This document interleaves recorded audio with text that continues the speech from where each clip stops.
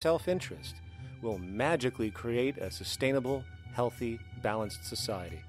There is no life coordinate in this whole theory, this whole doctrine. What are they doing? What are they doing? What they're doing is tracking money sequences. That's all it is tracking money sequences, presupposing everything that matters. One, that there's no life coordinates. Wow, no life coordinates. Two, that all the agents are self-maximizing preference seekers. That is, they think of nothing other than themselves and what they can get most for themselves. That's the notion, that's the ruling notion of rationality. Self-maximizing choice. And the only thing that they're interested in self-maximizing is money or commodities. Well, where does social relations come in? It doesn't, except in the exchange to self-maximize. Where do our natural resources come in? They don't, except to exploit. Where does the family come in as being able to survive? It doesn't. They have to have money in order to purchase any good. Well, shouldn't an economy deal somewhere with human need? Isn't that what the fundamental issue is, to satisfy human needs? Oh, need isn't even in your lexicon. You dissolve it into wants. And what is a want? That means money demand that wants to buy. Well, if it's money demand that wants to buy, it's got nothing to do with need, because it may be the person has no money demand and desperately needs, say, water supply. Or it may be money demand wants a gold toilet seat. Well, where does it all go? To the gold toilet seat. And you call this economics? Like, it's really, when one thinks of it, it's got to be the most bizarre delusion in the history of human thought. Now, so far we have focused on the market system, but this system is actually only one half of the global economic paradigm. The other half is the monetary system. While the market system deals with the interaction of people gaming for profit across the spectrum of labor, production, and distribution, the monetary system is an underlying set of policies set by financial institutions which create conditions for the market system, among other things. It includes terms we often hear, such as interest rates, loans, debt, the money supply, inflation, etc. And while you might want to pull your hair out listening to the gibberish coming from the monetary economists, modest preemptive actions can obviate the need of more drastic actions at a later date. the nature and effect of this system is actually quite simple. Our economy has, or the global economy, has three basic things that govern it. One is fractional reserve banking, banks printing money out of nothing. It's also based upon compound interest. When you borrow money, you have to pay back more than you borrowed, which means that you, in effect, create money out of thin air, again, which has to be serviced by creating still more money. We live in an infinite growth paradigm. The economic paradigm we live in now is a Ponzi scheme. It's nothing grows forever. It's not possible. As a great psychologist James Hillman wrote, the only thing that grows in a human body after a certain age is cancer. It's not just the amount of money that has to keep growing, it's the amount of consumers. Consumers to borrow money at interest to generate more money, and obviously that's not possible on a finite planet. People are basically vehicles to just create money, which must create more money to keep the whole thing from falling apart, which is what's happening right now. There are really only two things anyone needs to know about the monetary system. 1. All money is created out of debt. Money is monetized debt, whether it materialized from treasury bonds, home loan contracts, or credit cards. In other words, if all outstanding debt was to be repaid right now, there would not be $1 in circulation. And 2, interest is charged on virtually all loans made, and the money needed to pay back this interest does not exist in the money supply outright. Only the principal is created by the loans, and the principal is the money supply.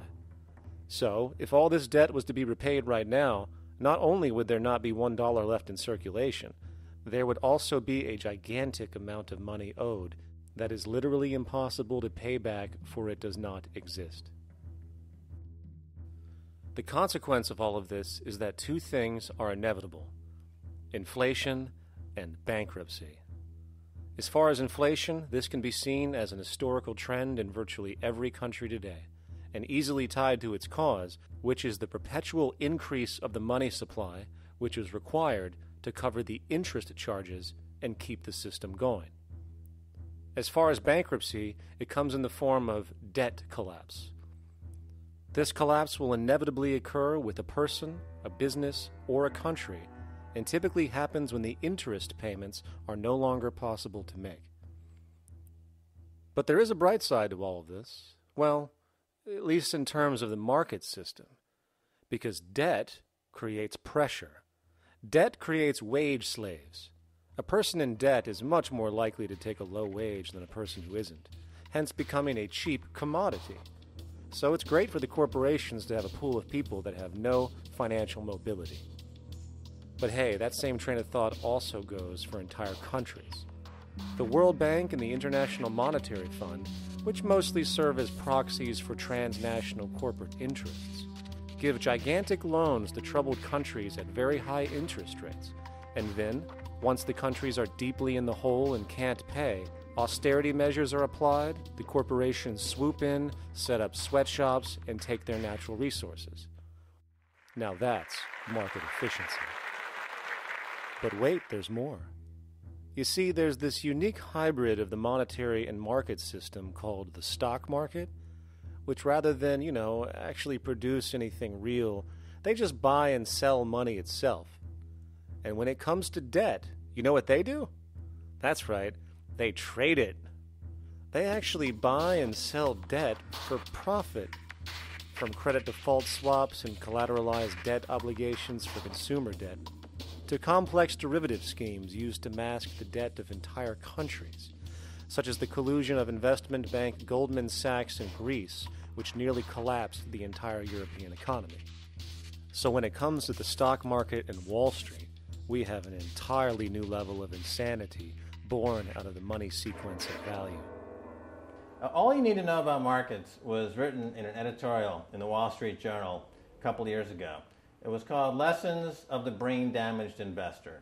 And in this editorial, they explain why people with slight brain damage do better as investors than people with normal brain functionality. Why? Because the slightly brain-damaged person has no empathy. And that's the key. If you don't have any empathy, you do well as an investor. And so Wall Street breeds people who have no empathy to go in there and to make decisions and make trades that they have no compunction about and no thought whatsoever as to what they're doing might affect their fellow human being. So they breed these robots, these people who have no souls. And since they don't even want to pay these people anymore, they're now breeding robots, real algorithmic traders. Goldman Sachs and the high-frequency trading scandal. They put a computer next to the exchange, the New York Stock Exchange. This computer, this co-located computer, as they call it, it front-runs all the trades on the exchange, and it hits the exchange with volumes of orders in ways that scout pennies and nickels away from the exchange. It's like they're siphoning money all day long. They went one quarter last year, 30 or 60 straight days without a single down day and made millions of dollars every single day. Is that because, well, that's statistically impossible. When I worked on Wall Street, the way it works is everyone kicks upstairs the bribes. The brokers bribe to the office manager bribes to the regional sales manager sales manager bribes to the national sales manager. It's a common understanding. At Christmas, who gets the biggest bonus at Christmas in an average brokerage office? The compliance officer. The compliance officer sits there all day long. He's supposed to be making sure you don't violate any of the margin rules and you're complying with the law. Of course, to the extent that you can bribe the compliance officer, that's right, you are complying with the law. So how does fraud has become the system? It's no longer a byproduct. It is the system. It's like that old Woody Allen joke. He says, "Doctor, my brother thinks he's a chicken." And the doctor says, "Take a pill, and that should cure the problem." And he says, "No, doctor, you don't understand. We need the eggs."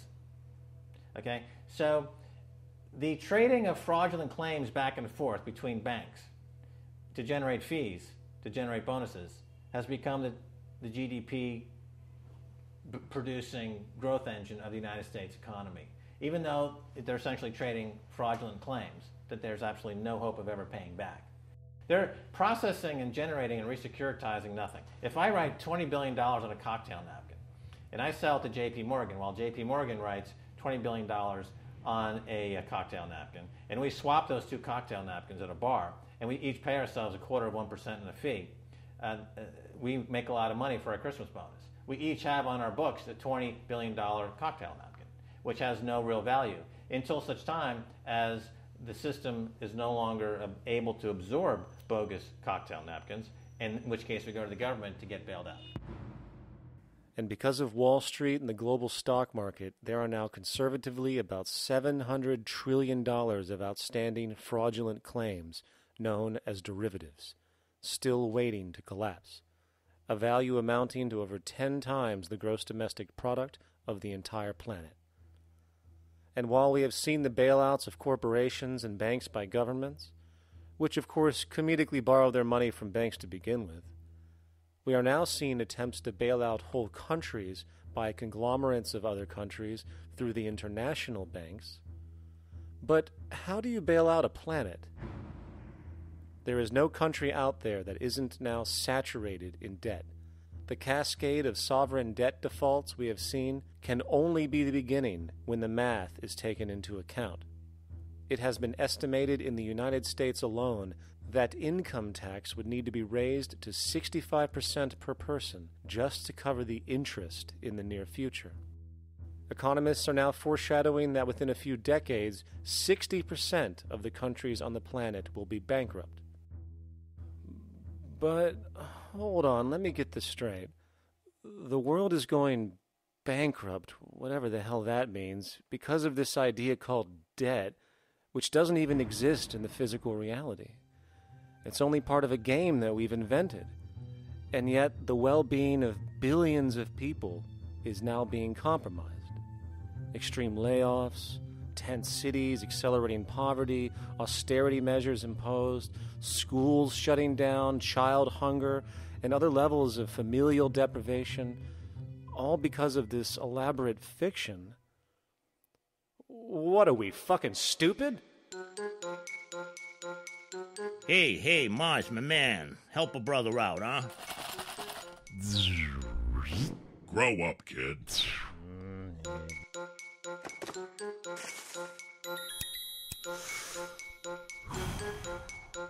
Saturn, what's up, man? You remember that smoking nebula I hooked you up with a while back? Listen, Earth, we're getting really tired of you. You've been given everything, and yet you waste it all.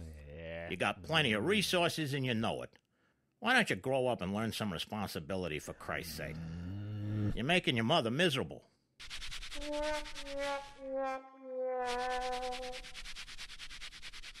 You're on your own, pal. Yeah, whatever.